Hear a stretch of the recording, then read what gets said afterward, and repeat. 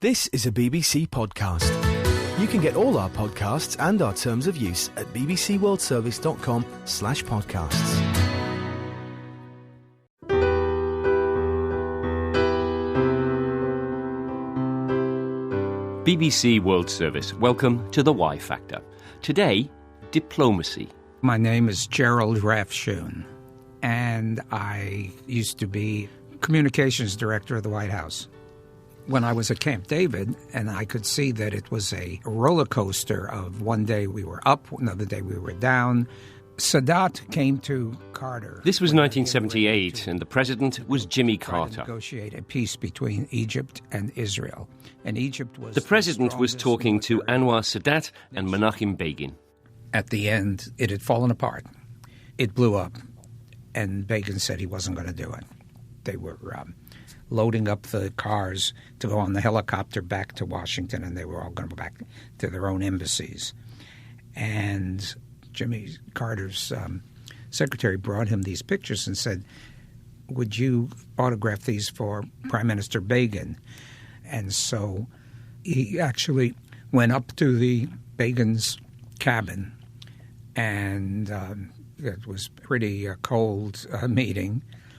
And he said to Begin, he says, "I have these pictures for your grandchildren." And he says, "I was hoping to write on here, this is when your grandfather and I made peace in the Middle East." And Begin was touched. He was touched by this. And Begin started crying. He started looking at the pictures, and he started crying. He burst into tears. And he said, "I'll sign. I'll do it." And that was it. Get it right, as Jimmy Carter did, and you can change the world. Get it wrong, and the consequences can be dire. But whatever the differences between countries, there is a way of talking, nation to nation, through the global club of diplomats, a club with its own protocols, rules, and traditions. Our question this week is simple: how to get ahead in diplomacy. 5 rules, some of which may surprise you. Rule number 1. Bring your own sandwiches. I can remember in a negotiation with the Russians in the days of the old Soviet Union, the Russians ringing us up and saying, "Before we start our negotiation, we'll invite you to lunch and then we'll get down to work." This is the British diplomat Sir Christopher Meyer. He served in Moscow and Madrid, at the European Community in Brussels, and as ambassador to Germany and to the United States. And you go round to the hotel where they proposed to meet, and then they would say to you, "Before we have lunch, just 1 or 2 points you'd like to clear away." And you realize that we had been tricked, that actually we were never going to be offered lunch, and during the negotiation their intention was to starve us into submission. And the way we used to get round that was always to come to the negotiation with the old Soviet diplomats with sandwiches in our briefcases, not top secret documents, but sandwiches made by the embassy kitchen. And we deployed the sandwich technique a number of times. Very effective it is too. While the entertainment lounge at the UN was shut for repairs for 2 years, we took the slack well as Pakistan. For 5 years, Abdullah Hussein Haroon was Pakistan's permanent representative to the UN. And I think we had an event every week practically, having up to 100 to 200 people each time at my residence there, which was huge. And we enjoyed that. So we kept the esprit de corps going and managed to get a lot of people interested in being able to meet at a place where they could sit and talk and be entertained and get good food. And of course the bill was very high when you're entertaining at that level with cigars and whatever else that goes with it. So yes, that is true. Do you use that to your advantage? I think an inherent part of any diplomacy has to be entertaining. You cannot avoid it. Nobody likes just water and crust. They want to be looked after. And I think it's very advantageous within the corps diplomatique to set a good table, to have a good kitchen, and be able to let people feel comfortable in your home so that they return and keep returning and keeping in touch with you. Life as a diplomat has its perks, cigars and silver service, but not every nation has the budget to pamper its people and lubricate negotiations with brandy and wine. Angelica Navarro does double duty, triple duty and more as Bolivia's ambassador to the UN office in Geneva, to other international bodies in the city. Oh, and she's a climate change negotiator too. Here in Geneva, it's quite common, for instance, that big delegations will be able to get food because they have drivers, they can have people that will help them, while developing countries will try to get all the snacks they will be able to find in a cafeteria, and then you just get hungry, but you continue. The other strategy is, of course, to keep on dragging the negotiation. And the longer it goes, for instance, you don't have interpretation. So that really make a point because a number of delegations will not be that fluent in English. So either they will leave or they will have flights to take and so on. And then by the end, there's going to be those that have more human resources and financial resources, mainly, let's say, developed countries and some developing countries. And so it's going to be more easy for some to get a result in the way they want. If you have a very large team, usually Bolivia don't, when you have a very large team, you can try to tire your partners. That is one strategy. But otherwise, if the negotiation is really in a difficult time, then of course you have to keep on going. The most I've done is 36 hours non-stop. After that, you are tired, definitely. But if the interests of your country are really important to stay there, believe me, you don't fall asleep. Rule number 2. Use the right language. The diplomatic language was French. There were many words which an English speaker or a German speaker or a Spanish speaker would use that came from the French language. For example, if you're going to make an approach to a government, it is still to this day called a démarche. The British ambassador to the United States made a démarche to the White House about A, B, C, whatever the issue may be. And then on another level, there are also bureaucratic phrases which are common to diplomacy. I was going to ask you about those. I have some in front of me now, the kind of code that diplomats seem to use. Would you translate them for me? Yes, please. A frank exchange of views. What does that mean? Well, usually frank means you've had a row. If you read a communique, for example, and a communique will nearly always characterize the nature of the conversation or the exchange of views. If the word frank comes in, it usually means there's been a punch-up. If you're talking about what the Foreign Office means by a frank exchange of views, it means a terrible row in which nobody agreed about anything. Lord Carrington was Britain's Foreign Secretary under Margaret Thatcher. I remember an occasion with a certain Prime Minister from another country having a most terrible meeting with him in which we disagreed about everything, and it was a very unpleasant occasion. And the Foreign Office afterwards said to me, that was a really splendid exchange of frank and free and fruitful views. It wasn't fruitful. It may have been frank, but it certainly wasn't fruitful. Let's try one or two more, if I may. How about this one I came across? What I think my colleague is trying to say. This is very common throughout the whole of the civil service, not just the diplomatic service. This is when you are actually... Well, I can remember circumstances in which someone on my side would say something, and I thought, what a load of cobblers. And as a polite way of correcting him or her, I would then use that phrase. Well, either the man is trying to be helpful, or else he's being deliberately mischievous. You never know which, do you, until you're there. In your experience, are diplomats always diplomatic? Have you got into trouble for sometimes being a little too frank? Yeah, I did, and this is an occupational hazard. I was chairing a meeting in Brussels, and the Italian representative at the meeting said something which I think really irritated me as chairman. And I said in English to him, his English wasn't very good, and so he was listening through the interpreter's headphones. And I said to him, this is not a case of washing the Italian government's dirty linen in public. It's a perfectly understandable phrase in English. God knows how it was translated to him, because he exploded apoplectically and said something about how outrageous it was that his government should be compared to a laundry washing underpants. So you can see how things can go wrong. Rule number 3. Be charming, but be tough. You need a hard head, you need a strong stomach, you need a clear vision, you need a warm smile, and you need a cold eye.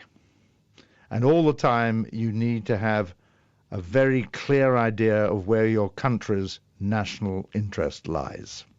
Curiosity, adaptability, a capacity to understand. Nathalie Loiseau has a rather different list from Sir Christopher, a little more gentle.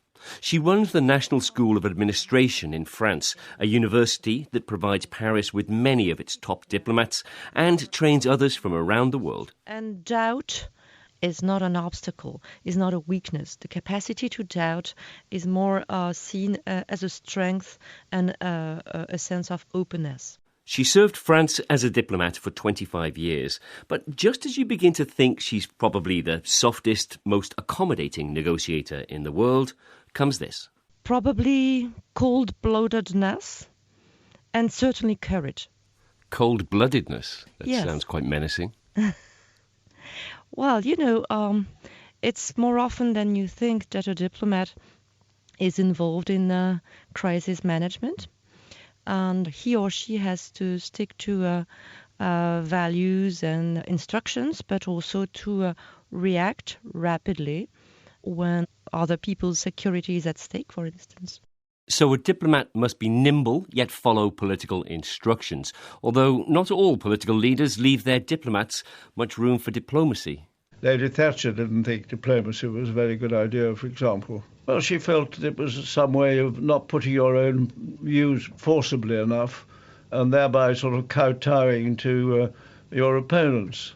For example, in the old days when there was a great fuss about the British budgetary contributions to the European Union, she made it abundantly plain where she stood, and there wasn't much diplomatic language or diplomatic attitude in what she said. Well, now, normally speaking, that doesn't work very well, but on this occasion she did. I mean, because she was tough and stood up for what she believed in, she got her own way.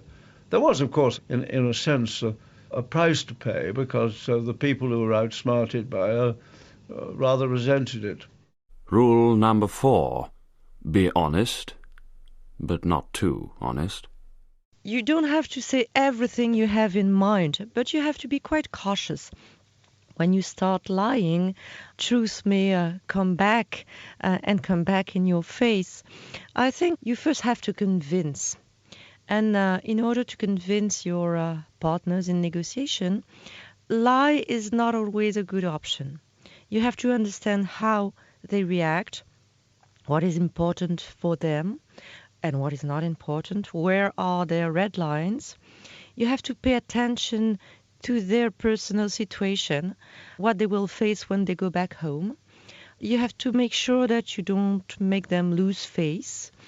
If you want to win 100%, you might not strike a deal. But I'm not certain that lying is the best option. Because after all, even if your partner may sound as an enemy for a part of the negotiation, you will have to live with him at the end. So trust and sincerity are better allies in negotiation.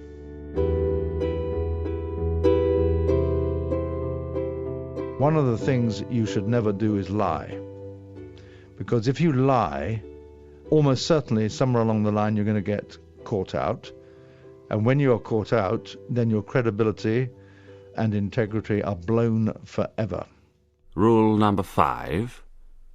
Be French. I was the spokesperson of the French embassy in Washington during the Iraq War, at the time where there was some sort of French bashing in the United States. And to me, it was one of the most exciting moments in my career. Because it was I had no question in my mind in the mornings when I was going to the office on why should I go to work. It was obvious. What I had to do was obvious. I was strongly in favor of my own country's position, so it made things extremely easy for me. And it was a fascinating occasion to understand how American media were working, or whether they were dysfunctional. This is something that could be discussed, but it was a fantastic occasion to have this view on the American media. Did you take offence? I think France was billed as cheese-eating surrender monkeys was one phrase, and the other one, they changed French fries to freedom fries for a while, didn't they? Oh, I felt so sorry for the American people at the time, but they recovered their common sense afterward. France prides itself on its diplomatic traditions, and perhaps with good reason. The language of international diplomacy is largely English these days, but Paris produces some grandmasters of the great game. And there was a time, may not be the case any longer, when it seemed to be that in every European Union meeting we were outsmarted by the French, that the French would achieve their objectives far more quickly than we, the Brits, did. And I remember sitting here thinking, why is this? And actually it's a variant of what Churchill said.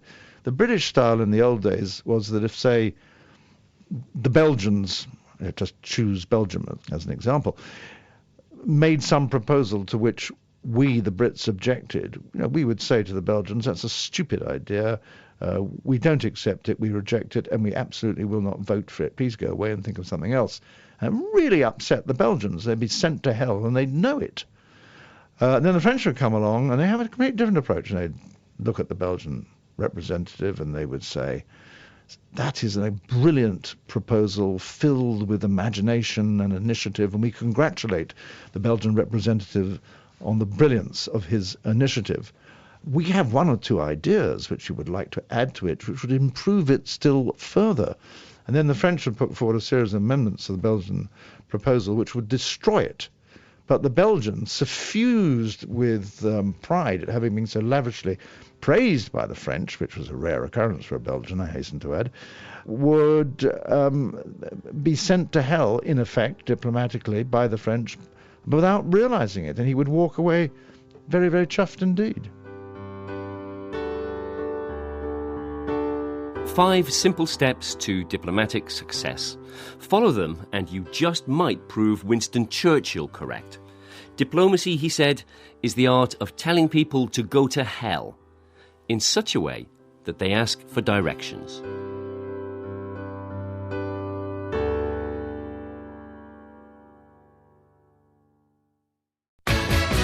There are dozens of different podcasts now available from the BBC, including news, documentaries, science, business, arts and sport.